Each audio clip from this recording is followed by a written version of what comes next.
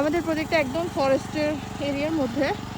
সবচেয়ে সুন্দর জায়গা হচ্ছে এই যে পাহাড়টা, অ্যান্ড এই পাহাড়টা অল্প অল্প করে কাটা হচ্ছে, কারণ এই পাহাড়টা হচ্ছে চীনামাটির পাহাড়।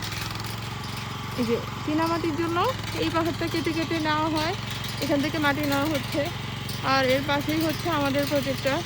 লোকেশনটা খুবই সুন্দর, কিন্তু তার চেয়েও আমাদের অনেকগুলো অসুবিধা ফেস করতে হয়, যার মধ্যে সবচেয়ে বড় অসুবিধা হচ্ছে এই যে ফরেস্ট, এখান থেকে প্রচুর বানর আসে।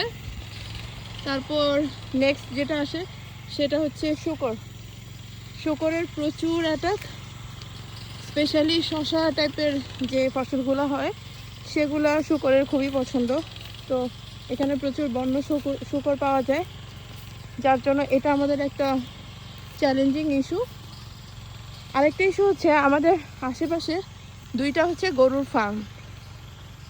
মোস্ট অফ দ্য টাইম কী হয়, গরুগুলো ছাড়া থাকে আর ওরা ওদের খুশি মতো যেখানে ইচ্ছা সেখানে চলে আসে।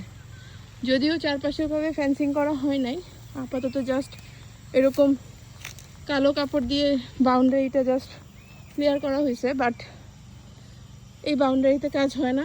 ওদের যখন ইচ্ছা ওরা চলে আসে। যেমন গতকালকে সন্ধ্যার সময় যখন আমাদের এখানে যারা কাজ করেন ওরা বাসায় চলে গেছে, তারপর হচ্ছে গরু আসছে, এসে হচ্ছে করলার যে বেডগুলা সব এরকম মালচিংয়ের মধ্যে হেঁটে প্রত্যেকটা মালচিং নষ্ট করে দিয়ে চলে গেছে। তো এই যে এটাই হচ্ছে আমাদের সিমের বেড। সিমের বীজ অলরেডি লাগানো হয়েছে, কিছু আরও লাগাতে হবে, কারণ যে পরিমাণ বীজ আর যেইটুকু বেড দুইটা আমাদের সাথে মানে এনাফ ছিল না। তো সিমের মাচাটাই যে নিচের দিকে করা হচ্ছে, এগুলো হচ্ছে সিমের মাচা একটু নিচের দিকেই।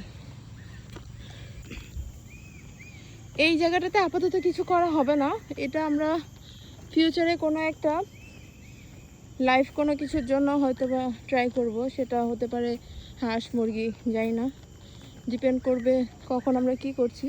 অবশ্যই আপডেট জানাবো আপনাদেরকে।